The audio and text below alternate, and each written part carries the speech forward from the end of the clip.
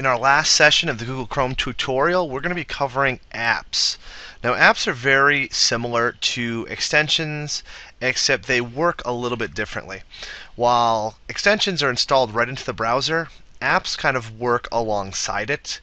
Many apps are just shortcuts to web-based tools that we've used before, where we used to just navigate to the web page. But we're going to get into our apps. Now, one of the easiest ways to see our apps is to open a new tab, and it usually defaults to show you all the different apps you have. Now, if you look at my screen, I have a number of different apps that are kind of shortcuts to different places.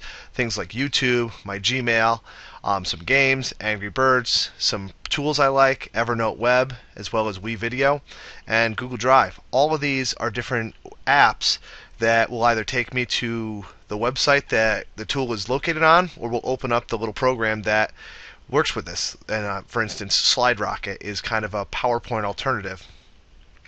Now, if I look at these apps, I have two panes of apps down here. If I click, I can see some more apps, and you see there's some apps for the Google Docs tools, plus some other things. If I go back, I can see my apps. Now, if you would like to install them, what you do is you go to the Google Chrome Web Store, and this is related to that web store we use to go get extensions. But when we click on it, it will navigate us to that web store. When you get to the page, you notice it's going to default to the Queensberry.org kind of category. These are apps that our tech department has kind of put up there to kind of be profiled and shown to you so you can see them. Edmodo is right here, along with the Save to Google Drive, which is a very cool extension. But these are all little tools that have been suggested by our organization. You'll notice underneath each title, it shows users, how many people are using them. Usually a good indicator of how useful something is by the number of users. The more users there are, the more likely it is to be a good tool. Now, along the left, you have a number of different kind of categories you can search through, or you can just go to the search window here. Now, I'm going to look for an app called StudyBlue, which is kind of a flashcard app or website that I've used before. So once the search brings up the apps that kind of match those keywords, I see StudyBlue shows up at the top. It tells me who makes this, studyblue.com. So that's kind of a reputable app that's made by the website that had created the tool. I can see a star rating system. It gets 4 out of 5 stars, so that's pretty good. If I would like to install it, I'm going to click Add to Chrome. It's going to say checking, and then hopefully very shortly it'll give me a link to, or a button to click to install it. I'm going to click Add, and now StudyBlue will be added as one of my apps. Now, I have to have an account to use it.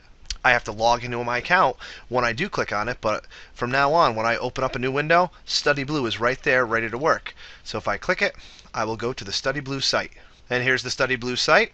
What's cool about StudyBlue is they are linked up with Google, so you can sign in using a Google account. This means all of your students can create accounts very easily. They're advertising right here. It works well with Chromebooks because there's a Chromebook right there. It's a great tool, great app, and just kind of the beginning of what's out there. The Chrome Web Store has a ton of stuff. It's basically the same stuff you're looking at if you have an Android tablet or you have an Android phone and you look at different apps. You can find most of that stuff on here.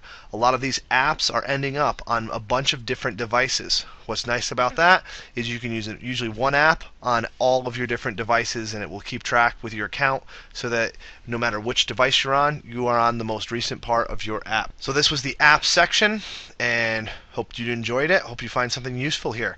One of the great things about apps is, like extensions, if you are being synced into your Google Chrome account, your apps will travel with you. So whatever computer you log in on, your apps will be there for you. Thank you.